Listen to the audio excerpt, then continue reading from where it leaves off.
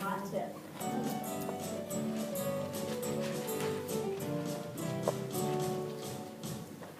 Hi, I'm Patrick Combs with another hot tip.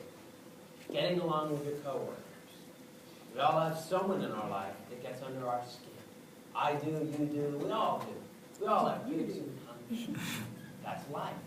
It's how you handle conflicts and critics that counts. And this is especially true in the workplace. Employers want employees to get along with others. In fact, being able to work well with others is one of the traits employers value the most. So here's the assignment.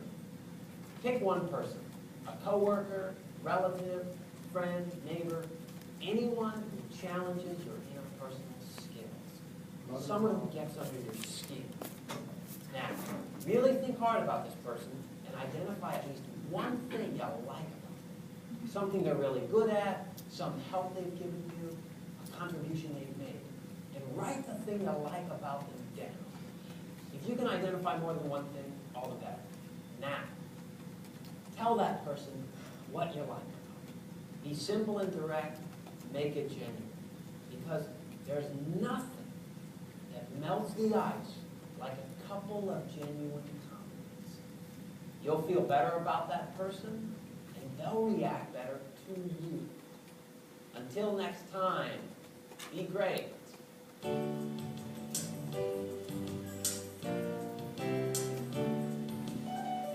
Remember that you already have many of the skills employers are looking for. It's a matter of you learning to recognize and talk about your basic transferable skills. These are the skills that you have that can transfer to many jobs. I think that it's very easy to get so focused in on the skill requirements for a particular job that you may get yourself all ready, you may go back to school, you may get set up for the job, and then the job disappears, and it's almost as though you have nothing. In fact, the underlying skill requirements really do not change very much. They have a lot to do with communication. Today, more and more work is being done collaboratively in teams. And people who are utter loners and don't communicate very well have trouble with this kind of work. Other skills that are very important in this, I would call it a D-job workplace, are self-management. This has to do with time management. It has to do with being able to lay out a project for yourself and keep yourself on track. It has to do with knowing how your part of the thing fits in the whole. These things are very, very important. I think communications and self-management probably underlie a lot of the different projects and jobs that people will have. Let's see an example of a job with transferable skills. If you work as a lab technician, you might think of your transferable skills as research, analysis, and an ability to interpret technical data.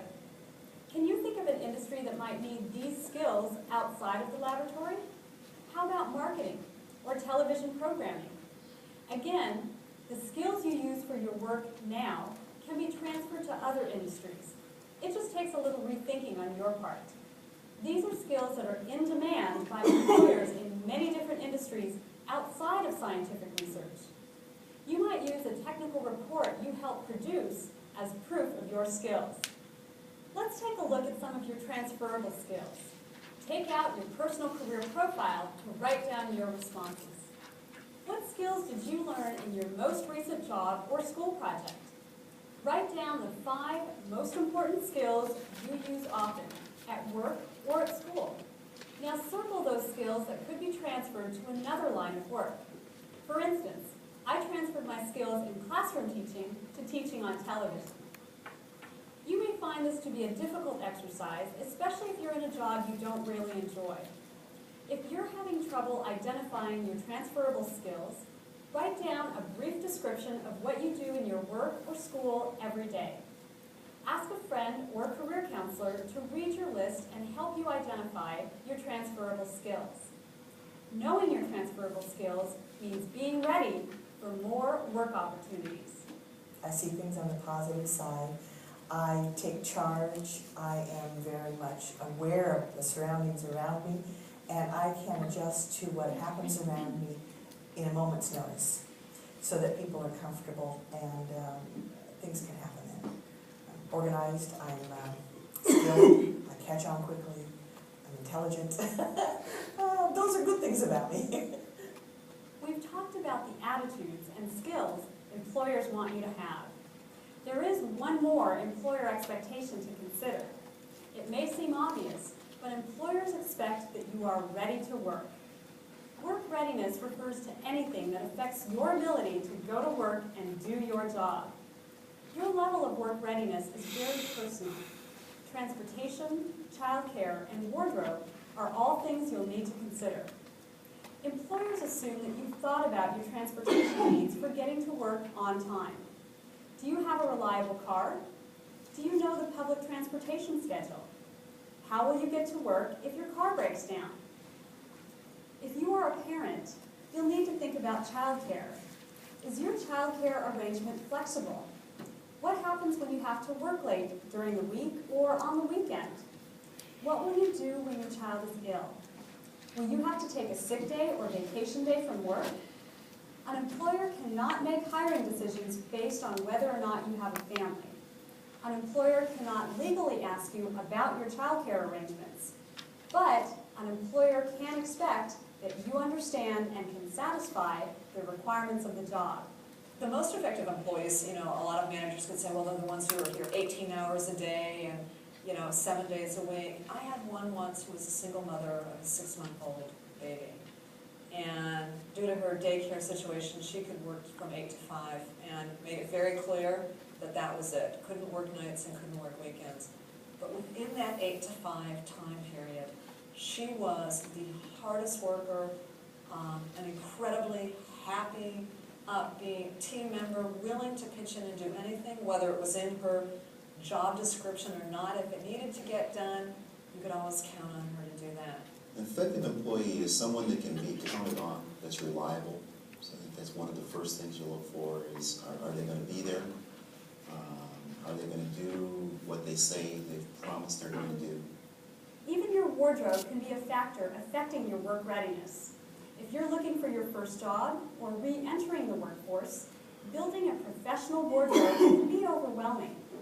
You don't need many outfits when you first start work, but employers expect that you have the necessary clothes to look professional as required by your industry.